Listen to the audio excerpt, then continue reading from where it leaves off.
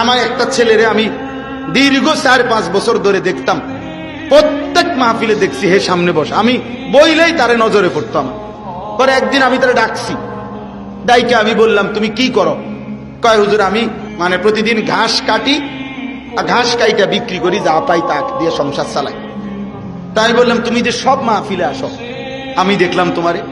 কয় হুজুরে যখনই আপনার কোনো পোস্টার দেখি, কয় আমি তখন এই ঘাস কাটার টাকা থেকে একটু একটু টাকা জমাই, গাড়ি ভাড়া মিলাইয়া রাখি, আপনার ওয়াজ শুনতে যাম।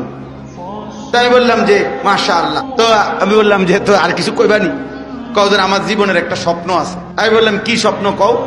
আমি 10 টাকা 50 টাকা করে জমাইতেছি, আল্লাহ যদি আমারে কোনোদিন তৌফিক দেয় আমি আমনের আমরা এলাকায় দাওয়াত দিয়ে নিমু, ওয়াজ করাম। পরে আমি বললাম ওহন দাঁড়া, অন ডেট লো, এখন নাও ডেট, আজকে তোমারে ডেট দিলাম, হাদিয়া দিতে হবে না, আমি দিমু তোমার, এটা তোমার মাহফিলের চান্দা আমি দেবো, ও আজের টেহা লাগতো না, তুমি যাও, তুমি আয়োজন করো, যেখানে কও তুমি, তোমার ঘরে হোক উডানে হোক, আমি ওখানে ওয়াজ করবো। আমি বলছি আমি যাবো, ডেট দিলাম, যাও। এই ছেলেটা তার দাওয়াতে আমি গেছি মাহফিলে, গিয়ে দেখছি ওই গ্রামের মানে ওই উপজেলার সবচেয়ে বড় কলেজ হাই স্কুল মাঠ, যেটা বিশাল মাঠ, এই মাঠে এই ছেলে মাহফিল মানে আয়োজন করছে। আমি গিয়ে দেখি একেবারে যদি কম হয় মানুষ 15-20 হাজার,